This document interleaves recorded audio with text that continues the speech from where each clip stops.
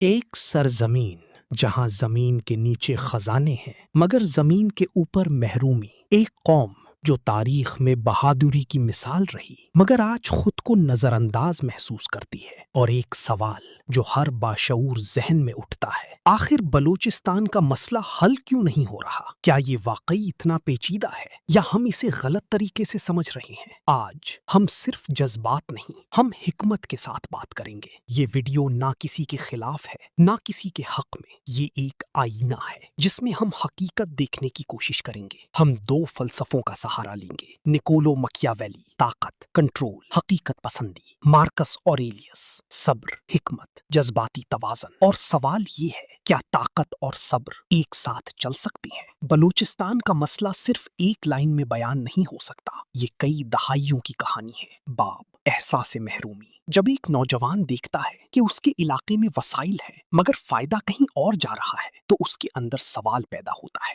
باب ترقی کا عدم توازن۔ شہر ترقی کرتے ہیں، دیہات پیچھے رہ جاتی ہیں۔ باب تعلیم اور صحت کی کمی۔ جب بنیادی سہولیات نہ ہوں تو ترقی کا خواب بھی کمزور ہو جاتا ہے۔ باب 4 اعتماد کا فقدان۔ ریاست اور عوام کے درمیان فاصلے بڑھتے جاتے ہیں اور یہی فاصلے سب سے بڑا مسئلہ بن جاتے ہیں۔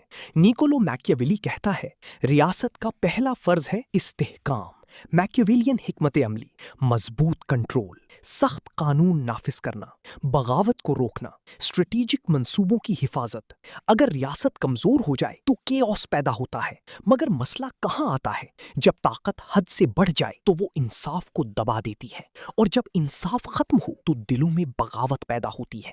کی انسائٹ: طاقت ضروری ہے مگر طاقت اکیلی کافی نہیں۔ مارکس اوریلیس کہتا ہے آپ کے اختیار میں صرف آپ کے رد عمل ہے۔ سٹوئک اپروچ: جذبات کو سمجھنا، صبر سے کام لینا، مکالمہ پیدا کرنا، ایمپتھی پیدا کرنا۔ جب ریاست سنتی ہے تو عوام بولنا چھوڑ دیتے ہیں۔ لمٹ کہاں ہے؟ صرف صبر سے مسئلے حل نہیں ہوتے، کبھی کبھی ایکشن بھی ضروری ہوتا ہے۔ کی انسائٹ: دل جیتنے کے لیے طاقت نہیں، سمجھ ضروری ہے۔